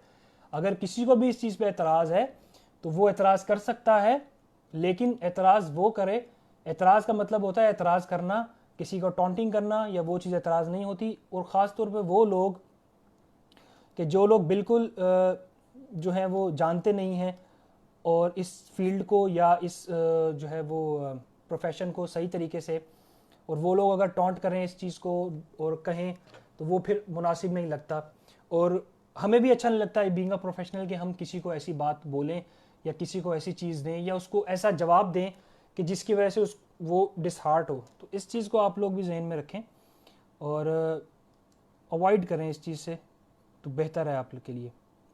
और किसी चीज़ को भी बना के जो है वो गलत बना के पेश करना और किसी चीज़ को ऐसा कहना कि भाई उसने ये बोला था, उसने ऐसे बोला था, वो ऐसे कैसे बोल सकता है, वो तो गलत बोल रहा है, वो तो सही बोल रहा है। तो आपके कहने से कोई फ़र्क नहीं पड़ेगा किसी को, ठीक है। आप भले जितना मर्जी कहते रहें, किसी को कोई फ़र्क नहीं पड़ेगा। और दूसरा ये है कि जिन्होंने करना है वो करते रहते हैं और जो सपोर्ट करते हैं वो सपोर्ट करते रहते हैं, ठीक है। और किसी की वजह से किसी को कोई फ़र्क नहीं पड़ता। हम नॉलेज दे रहे हैं, ठीक है, और हम लोग जो हैं वो एक अच्छा पैगाम लोगों तक पहुंचा रहे हैं। लेकिन बीच में कुछ ऐसे लोग आ जाते हैं कि जो ज़रा जो है वो माहौल को ख़राब करने की भी कोशिश करते हैं। खैर, इस तरह से तो काम छोड़ा नहीं जा सकता और बेहतर है कि आप, अच्छा खैर बाकी क्या है, हम देखें। सदफ कुरैशी में आपको डियर, वेरी रिस्पेक्टेड डियर, मैं आपको फिर ये बात समझा रहा हूँ कि जब आप किसी प्रोफेशनल से बैठ के, गौर से मेरी बात सारे सुनिएगा, जब भी आप किसी प्रोफेशनल से बैठ के डिस्कशन करते हैं तो आप हमेशा ये चीज़ जहन में रखें कि उसकी प्रैक्टिस है अपनी, आपकी प्रैक्टिस है अपनी, ठीक है। मैंने 1000 पेशेंट्स किए हैं, ठीक है, और 100% सक्सेसफुल रेशियो से किए हैं, ठीक है। आप में से कितने फिजियोथेरेपिस्ट होंगे जिन्होंने थाउजेंड्स, पता नहीं कितने पेशेंट्स किए होंगे जो एक अच्छे जो है वो उससे किए होंगे। लेकिन आप किसी को भी खड़े होकर टारगेट नहीं कर सकते और आपके पास कोई अथॉरिटी भी नहीं है। उसकी वजह यह कि WCPTA जो हमें देता है वो कहता है कि आप हर फिजियोथेरेपिस्ट की अपनी एक इंडिविजुअल जिम्मेदारी है कि वो सपोर्ट करे सबको और अच्छे उसको सपोर्ट करे। ऐसा नहीं है कि हम अगर कोई अच्छी चीज़ बयान कर रहे हैं आपके सामने आके और आप उस चीज़ को फिर गलत वे में लेके जाएं कि भाई हमें ये समझाया गया था, हमें वो समझाया गया था। तो मैं नहीं चाहता कि मेरा कोई भी स्टूडेंट जो है वो डी ट्रैक हो किसी भी तरह से, ठीक है। तो ये जो भी हैं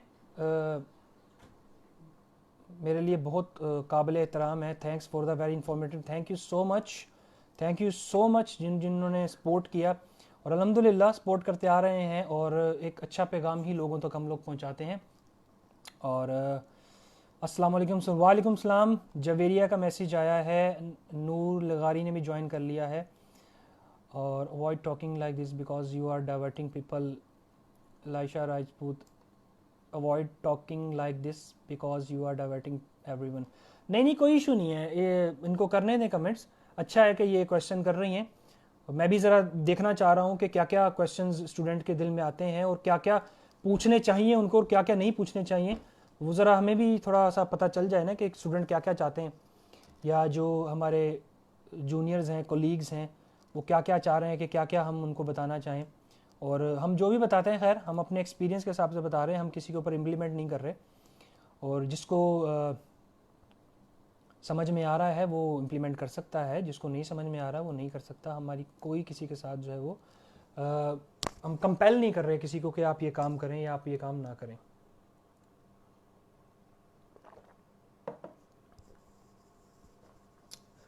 तो माशाल्लाह काफ़ी अच्छा रिस्पांस आया है। और कहाँ हैं सारे, आ जाएं आप जल्दी जल्दी ताकि हम लोग फिर इसको वाइंड अप करें। काफ़ी लंबा सेशन चला गया, आई थिंक 1 घंटा तो हो गया मुझे। कुछ वो डिस्कशन ऐसी हो गई जिसकी वजह से मुझे लेट हो गया, तो मैं 2 पॉइंट से हट गया, किसी ने डिट्रैक्ट कर दिया, पॉइंट से हट गया मैं, sorry. Husna Durrani, we would love to listen from you, thank you so much. हर किसी की अपनी स्पेशलिटी होती है। बिल्कुल बिल्कुल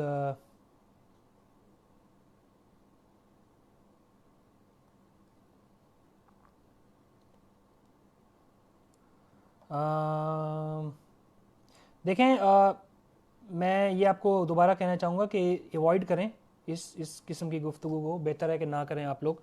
जिसके पास जो रेफरेंस है वो अपना रेफरेंस जो है वो अपने पास रखे और उसको अच्छी तरह से पढ़े दोबारा से, और जो किसी और स्पेशलिस्ट का रेफरेंस है उसको भी समझने की कोशिश करे। और हम किसी को भी कुछ नहीं कह रहे। और अच्छा, जवेरिया कोई मैनुअल में अच्छा है, कोई मैनुअल में अच्छा है, कोई काउंसलिंग में। बिल्कुल ठीक है। Doctor Saifullah Khan join, welcome doctor Saifullah. Usama JB जो ठीक है। Lasha sir we need your time, thank you so much sir. Kindly आप मेरे प्रीवियस सवाल का जवाब दे दें। हुस्ना दुरानी काइंडली प्लीज़ आप दोबारा से सवाल पूछ लें ताकि मैं आपको जो है वो दोबारा से जवाब दे सकूं। Mahdeem Mengal, really appreciate your help, that's very helpful for us, thank you so much.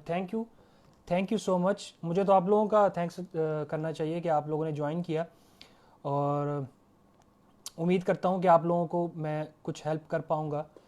Mehreen Azam Chughtai, sir you are doing a great job, stay blessed, thank you so much to all my listeners जिन्होंने मुझे सुना, और जो मुझे सुनते आ रहे हैं, मैं बहुत ज़्यादा शुक्रिया अदा करता हूँ उनका।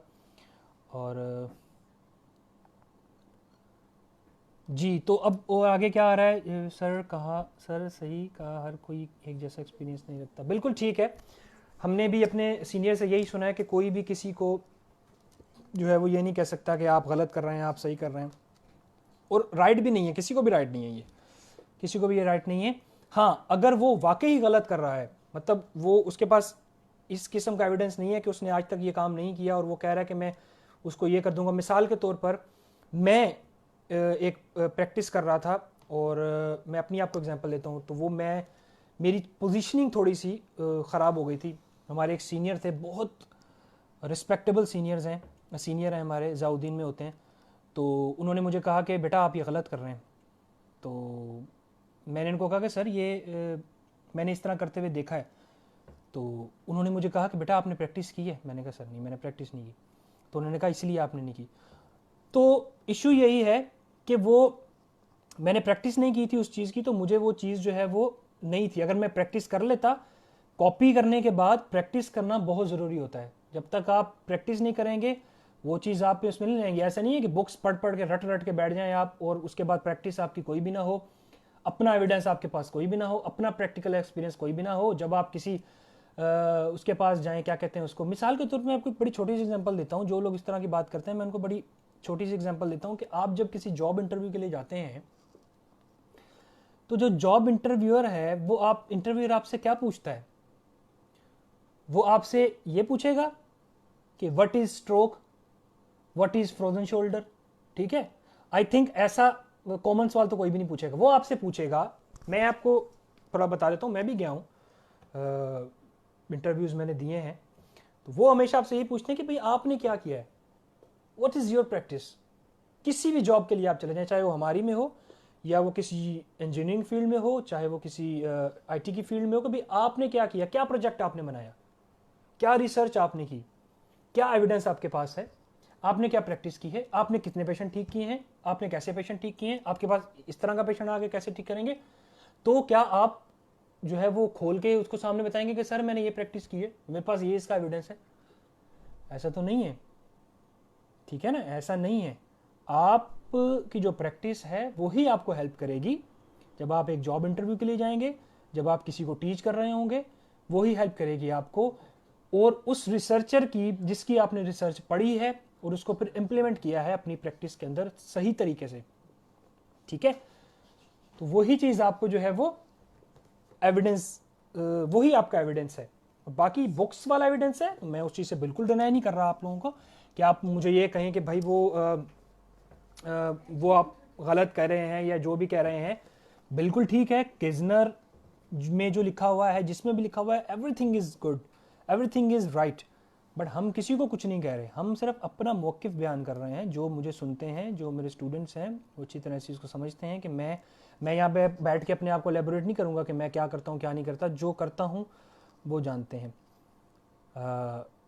हुस्ना Durrani, sir I am a final year student, so आप सजेशन दें कि हम अपने फाइनल ईयर को कैसे वाइंड अप करें स्टडी के according, how can we make our final year more fruitful. Very good. And general suggestion क्या होगी आपकी कि फाइनल ईयर के स्टूडेंट के लिए? इस तरह के स्टूडेंट मुझे बहुत पसंद है। उसकी वजह यह है कि ये अपने फ्यूचर को लेके बहुत ज़्यादा फिक्रमंद होते हैं, उनको पता होता है कि भाई हमने अब आगे जाके फ्यूचर में क्या करना है, और यकीन करें इसी तरह के स्टूडेंट्स कामयाब होते हैं। तो मैं आपको इनके मैं क्वेश्चन का ज़रूर आंसर दूंगा, वो ये कि आपके लिए सबसे बड़ा सजेशन तो ये है कि आप फाइनल ईयर में हैं तो इंटर्नशिप स्टार्ट करें। ठीक है, इंटर्नशिप्स आपको बहुत हेल्प करेंगी। जितने भी आपके जहाँ भी आप रह रहे हैं वो आपके सीनियर्स हैं, बहुत अच्छा काम कर रहे हैं, बहुत बेहतरीन काम कर रहे हैं, उनको अप्रिशिएट करना चाहिए हमें हर प्लेटफॉर्म पे बैठ के। क्योंकि मैं जब भी किसी प्लेटफॉर्म पे गया हूँ, जो लोग मुझे जानते हैं अच्छी तरह, चाहे वो कोई मीडिया चैनल हो, चाहे वो कोई रेडियो हो, चाहे वो कोई टेलीविज़न हो, तो मैंने हमेशा बैठ के वहाँ पे पेशेंट की अवेयरनेस पे ही काम किया है और कोशिश की है कि एक अच्छा पैगाम पहुँचाने, क्योंकि मैं वहाँ बैठ के हज़ारों लाखों लोगों को पैगाम दे सकता हूँ और ये मैं अच्छी तरह जानता हूँ और मैं देता हूँ ये चीज़। ठीक है, और आप लोगों को मैं फाइनली मैं कहूँगा इंटर्नशिप्स करें, अपने सीनियर्स को फॉलो करें। ठीक है, जो आपने पढ़ा है पीछे उसको जो है वो प्रैक्टिस में लाएं। और अब फाइनल ईयर है तो जाहिर आपने रिसर्च करनी है, रिसर्च के लिए अच्छा टॉपिक ढूंढें, उस रिसर्च के ऊपर जो है वो आगे जाके फिर आप अपना जो है वो एक क्या कहते हैं उसको एविडेंस तैयार करें। ठीक है, इस तरह प्रैक्टिस में लाएं। अच्छा, एनी जनरल सजेशन क्या होगी आपके फाइनल ईयर स्टूडेंट की? सजेशन बच्चों मेरी यही है कि ज़्यादा से ज़्यादा जो है वो इस चीज़ को आप प्रैक्टिस को जो है आप अपनी ज़िंदगी के अंदर लाएं। जितनी ज़्यादा आप प्रैक्टिस करेंगे उतना ज़्यादा आप लोग जो है वो इस चीज़ से बेनिफिट उठा सकेंगे। Handling is most important. ठीक है, थ्योरी इज़ ऑल्सो इंपॉर्टेंट, जब तक आपको नॉलेज नहीं होगी आप करेंगे क्या, लेकिन हैंडलिंग बहुत ज़्यादा ज़रूरी है। क्योंकि जब आप पेशेंट को एक्सटर्नल फिक्सेटर्स लगे होंगे, अक्सर मैं ये एग्जाम्पल देता हूँ, जब आप पेशेंट को हाथ लगाने जाएंगे तो फिर आपके हाथ शिवरिंग कर रहे होंगे क्योंकि आपने कभी वो पेशेंट डील ही नहीं किया होगा। उस वक्त हम कहाँ जाएंगे, हम क्या उठा के देखेंगे? उस वक्त आपकी प्रैक्टिस, आपका कॉन्फिडेंस, आपका अपना एक जो एविडेंस है, अपना अंदर का जो एविडेंस है, एक सबूत है कि हाँ मैंने ये किया है, मैं ये दोबारा भी कर लूंगा, वो आपको कोई और चीज़ नहीं सिखाएगी। समझ रहे हैं? वो आपको प्रैक्टिस ही सिखाएगी जब आप प्रैक्टिस में आएंगे। शर्त है कि प्रैक्टिस आपकी ठीक हो, अंडर सुपरविजन हो। आपका इंटरेस्ट एरिया क्या है? Pre and post result assessment में आपने क्या ऑब्जर्व किया, ये भी पूछते हैं इंटरव्यू में। बिल्कुल, वेरी गुड जवेरिया, बहुत ही अच्छा आपने जो है वो किया कि आपका इंटरेस्ट क्या है। बिल्कुल, इंटरेस्ट क्या है, आपने प्री पोस्ट आपने क्या किया, असेसमेंट आपकी अपनी क्या है, और उसके बाद जो है वो बिल्कुल ये चीज़ें पूछते हैं। वो कभी भी आपसे डेफिनेशंस नहीं पूछेंगे उठ के कि आपने जो है वो वहाँ से क्या पढ़ा है, वहाँ से क्या पढ़ा है, उस बुक का रेफरेंस दें या उस चीज़ का रेफरेंस दें। वो आपसे प्रैक्टिस का ही पूछेंगे, बस सही बताना है आपने। आरोही अरवा, सॉरी गलती से हो गया। अच्छा ठीक है, कोई इशू नहीं है। Namra Shaheen, I really appreciate, thank you sir, practice makes man perfect. बिल्कुल, मैं तो हमेशा ये कहता हूँ कि practice makes man perfect. So अब जाने का टाइम हो चुका है एंड सेशन वाज वंडरफुल और आप लोगों का रिस्पांस भी बहुत अच्छा आया। I am very happy today. और परेशान नहीं हुआ करें, ये जो भी चीज़ें होती हैं या जो भी इस तरह के कमेंट्स आते हैं या जो भी इस तरह की चीज़ें आती हैं उनसे परेशान नहीं हुआ करें। ये हर किसी का अपना मौक़िफ़ होता है और वो बयान करता है।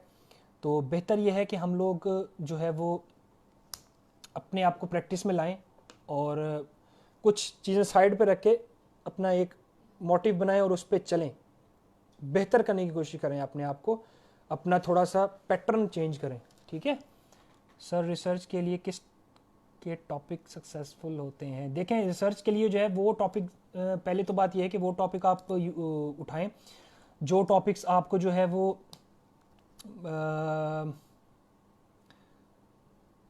या ऐसे टॉपिक्स आप उठा सकते हैं जो आपने पहले मतलब प्रैक्टिस में, अगर आप स्टूडेंट भी हैं तो अगर आप प्रैक्टिस में हैं तो आप वो भी जो है वो टॉपिक सेलेक्ट कर सकते हैं। लेकिन ज़्यादातर ये है कि शोल्डर, सर्वाइकल, बैक के, गाइनी, इन चीज़ों पे रिसर्च हो चुकी है। तो इनके अंदर भी एक टॉपिक छुपे हुए होते हैं कुछ। मिसाल के तौर पे कि फ्रोजन शोल्डर है तो उसको फ्लेक्शन इंप्रूव कराने के लिए कौन सी ग्लाइड देनी है, एक्सटेंशन इंप्रूव कराने के लिए कौन सी ग्लाइड देनी है। तो इसमें भी अंदर सब डिविजन्स होती हैं और आप वो किस्म के जो है वो आप रिसर्च कर सकते हैं। ये भी एक अच्छे टॉपिक्स हैं। लेकिन ये है कि ये फिर जब आप सेलेक्ट कर रहे होंगे उस वक्त काफ़ी टॉपिक्स आपको एक पाइपलाइन में रखने पड़ेंगे, तो उनके ऊपर फिर आपको आहिस्ता आहिस्ता जो है वो डिफेंड करना पड़ेगा। सर डीपीटी अच्छी है या एमबीबीएस, आई वाज कंफ्यूज। दोनों अच्छे हैं, दोनों कर लें। यस सर काइंडली लास्ट में रुबीना की इसका आंसर दे दें। रुबीना रुबीना के क्वेश्चन का आंसर, रुबीना के क्वेश्चन कहाँ है मुझे नहीं पता। ऑब्वियसली डीपीटी, जी बिल्कुल। रुबीना का सर डीपीटी अच्छी है या एमबीबीएस, बता दिया मैंने। डीपीटी भी अच्छी है। देखें अगर एमबीबीएस में नहीं हो रहा आपका तो डिसहार्ट होने की ज़रूरत नहीं है। DPT is best. एंड बस ये है कि थोड़ा सा स्ट्राइव करना पड़ता है आपको और स्ट्रगल भी करनी पड़ती है साथ साथ। तो मुश्किल तो है और दोनों के लिए मुश्किल है, ऐसा नहीं है। अपने आप को एक लेवल पे लाना, अपने आप को एक उस प्रैक्टिस पे लाना और टारगेट अचीव करना, पेशेंट्स का फ्लो बढ़ाना, ये सब चीज़ें थोड़ी सी डिफ़िकल्ट होती हैं क्योंकि कंपटीशन ज़्यादा है। तो इसमें यही है कि एक दूसरे की टांगें खींचने से बेहतर है कि आप एक दूसरे को सपोर्ट करेंगे तो ही इसमें फ़ायदा होगा, और एक दूसरे को रेफ़र करेंगे एरिया वाइज पेशेंट्स तो ही आप लोगों को फ़ायदा होगा इस चीज़ में। हर फील्ड अपनी जगह बेस्ट है जिसकी जहाँ इंटरेस्ट हो, बट डीपीटी इज़ बेस्ट। बिल्कुल बिल्कुल ऐसा ही है। डीपीटी आपको अलाउ करते हैं कि आप अपने एक्सरसाइज को मॉडिफाई कर सको। बिल्कुल ठीक है। तो ठीक है, हम लोग इस सेशन को वाइंड अप कर रहे हैं। Thank you so much for listening and इंशाल्लाह ताला सेकंड पार्ट में फिर हाजिर होंगे। और एक बार फिर मैं अपने सब सुनने वालों को पैगाम देना चाहता हूँ कि अवॉइड करें ऐसी चीज़ों को, अपना एक मोटिव लेके चलते जाएं और अपनी प्रैक्टिस करते जाएं, अपने सीनियर्स को फॉलो करते जाएं और ज़्यादा से ज़्यादा स्टडी करें, ज़्यादा से ज़्यादा बुक्स पढ़ें, ज़्यादा से ज़्यादा रिसर्चेस देखें, अपनी प्रैक्टिस भी साथ उसमें इन्वॉल्व करें और वही आपके काम आएगी ज़्यादा से ज़्यादा। ठीक है, किसी की हुई कुछ आपके काम नहीं आएगी, अपनी की भी काम आएगी। बस अच्छी सुपरविजन में आपकी प्रैक्टिस होनी चाहिए। तो हम इसको अब वाइंड अप करते हैं। तो